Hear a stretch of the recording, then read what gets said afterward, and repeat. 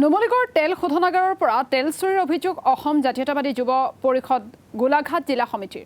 তেল শোধনাগাৰটোৰ পৰা তেল ভৰ্তি টেংকাৰসমূহৰ প্ৰতিখনে ২,০০০ পৰা ৫,০০০ লিটাৰ পৰ্যন্ত বিভিন্ন তেল ডিপোত দিয়াৰ অভিযোগ সংগঠনটোৰ শিৱসাগৰ জনৈক আলী উপাধিৰ এজন লোক সমগ্ৰ তেল চুৰি চক্ৰটো চলাই থকাৰ অভিযোগ টেংকাৰসমূহৰ মালিক পক্ষৰ অজ্ঞাতে সমগ্ৰ তেল চুৰিৰ ঘটনা সংঘটিত হৈ থকাৰ অভিযোগ উত্থাপন কৰিছে সংগঠনটোৱে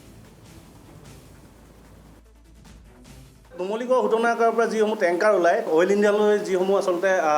তেল যায়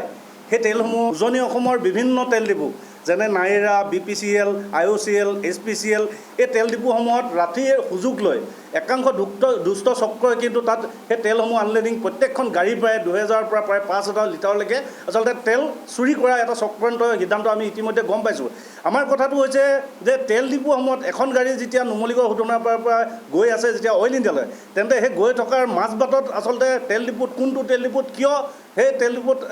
২,০০০ পৰা ৫,০০০ লিটাৰ আচলতে তেল কিয় তাত চুৰি কৰিবলগীয়া হৈছে আমাৰ প্ৰশ্ন হৈছে তাৰপিছতে এটা বস্তু আপোনালোকে পুনৰ চাব তাত বিকি থৈ গৈছে তাৰ পৰা কিন্তু সেই গাড়ীখন গৈ অইল ইণ্ডিয়াৰ সেই স্থানত য'ত আনলোডিং স্থান আছে সেই পইণ্টত পায়গৈ আৰু সেই পইণ্টত যেতিয়া তেওঁলোকে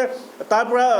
যেতিয়া ওলাই আহে তাৰ পৰা কিন্তু ক্লিন চিট চালান লৈ আহে এই কথাটো আমাৰ প্ৰশ্ন হৈছে যে আচলতে তেওঁলোকে ক্লিন চিট কেনেকৈ পাব এইটো আমাৰ প্ৰশ্ন হৈছে তাৰপিছতে চাব যে এই গোটেই চক্ৰান্ত আচলতে চক্ৰান্তত যদি আপুনি ভালদৰে চাই জনক শিৱসাগৰৰ এজন আলী উপাধিৰ ব্যক্তি কিন্তু সাঙুৰ খাই আছে বুলি আমি ইতিমধ্যে গম পাইছোঁ একাংশ অনা অসমীয়া ব্যক্তিয়ে নিজৰ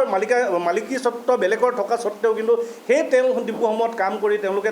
সেই তেল ডিপুসমূহ চলায় কিন্তু এই গোটেই যি উজনি অসমৰ যি তেলৰ চিণ্ডিকেট এই তেলৰ চিণ্ডিকেটটো সেই ব্যক্তিসকলে অনা অসমীয়া ব্যক্তিসকলে আচলতে অসমৰ উজনি অসমত